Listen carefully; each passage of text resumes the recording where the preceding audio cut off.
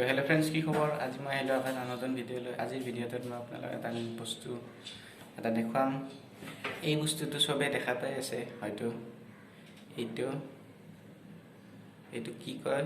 আমি চিলিং ফেনত যে থাকে এইটোক আমি সাধাৰণতে বেটাৰী বুলি কওঁ। কিছুমানে বেটাৰী বুলি কয়, কিন্তু এইটোৰ নাম কেপাচিটৰ বা কণ্ডেন্সাৰ বুলিও কোৱা যায়। এই বস্তুটোৰ ভিতৰতনো কি আছে, আজি তাকে আমি খুলি চাম আহকচোন। তো ফ্ৰেণ্ডছ, এইটো আমি খুলিবলৈ যত্ন কৰোঁ। এইটো খুলিবৰ কাৰণে অলপমান টান হয়, বস্তুটো বহুত প্লাষ্টিকৰ হাৰ্ড আছে। কটাৰীতে খুলিব লাগিব। এইটো বস্তুটো দেখাত চুঙা আকৃতিৰ, আপোনাৰ চুঙা সদৃশ, যিটো দেখাত বেটাৰী এনে পায়। আচলতে দুটা আছে ইয়াতে।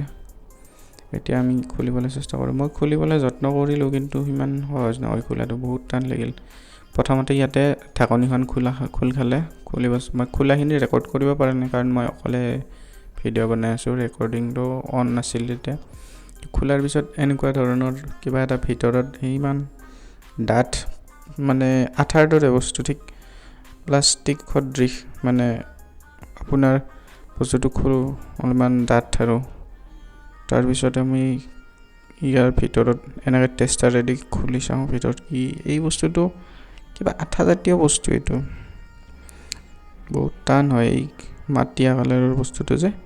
তাৰপিছত এইখন ঢাকনিখন এনেকুৱা ধৰণৰ। সেইটো হেভেলছ কোম্পানীৰ চাগে এই কেপাচিটাৰটো। হেভেলছৰ।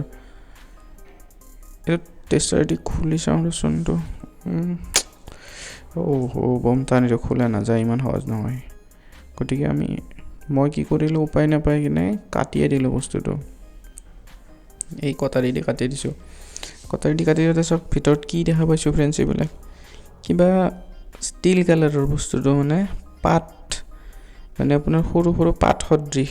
পাত মানে এনেকুৱা কাগজৰ নিচিনা, এনেকুৱা পাতলা পাতলা বস্তুটো, মানে ৰাউণ্ড কৰি মেৰিয়াই আছিল। কিন্তু ইয়াতে মই কাটি দিয়ে সৰু সৰু হৈ গৈছে। আপোনালোকে নিশ্চয় দেখা পাইছে, আৰু মই দেখুৱাবলৈ যত্ন কৰিছোঁ। ইয়াতে কি সৰু সৰু এই বস্তুটো মেটেলিক বস্তু হয়। আৰু ছাইডৰ লেয়াৰটো আপোনাৰ কিবা আঠাজাতীয় বস্তু, মানে আঠা এটা শুকাই গ'লে যেনেকুৱা ডাঠ হয়, সেনেকুৱা হৈ গৈছে ইয়াতে। তাৰপিছত এই বস্তুটো পূৰা সম্পূৰ্ণ কাটি চালোঁ, কাটি দুভাগ কৰি চালোঁ। চাওঁতে আপোনাৰ কি দেখা পাইছোঁ চাওক, ইয়াতে 3টা লেয়াৰ আছে। প্ৰথমতে সেই প্লাষ্টিক কাভাৰৰ লেয়াৰটো, তাৰপিছত সেই ডাঠ কিবা এটা আঠাৰ দৰে লেয়াৰ, তাৰপিছত এইটো আপোনাৰ সেই যিটো মেটেলিক লেয়াৰ, ক'লা ক'লা দেখা গৈছে, কিন্তু আচলতে এইটো ষ্টিল কালাৰৰ হয়।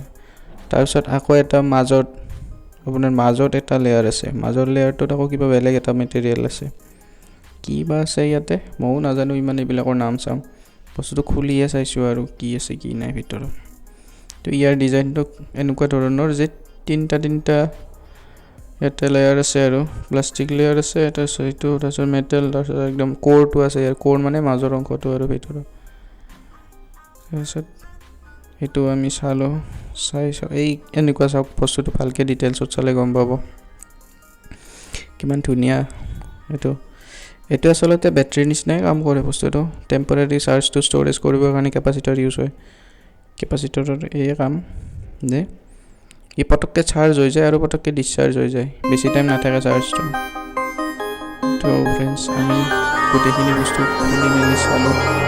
বস্তুটো বহুত ধুনীয়া ভিতৰত, কিন্তু এইটো বস্তু নহ'লে আপোনাৰ ফেন নচলে, আৰু এইটো বেয়া হৈ গ'লে ফেনৰ স্পীডটো কমি যায়। গতিকে যদি কেতিয়াবা ফেনৰ স্পীড কমা যেন পায়, তেতিয়াহ'লে এইটো সলাই ল'লে হ'ল।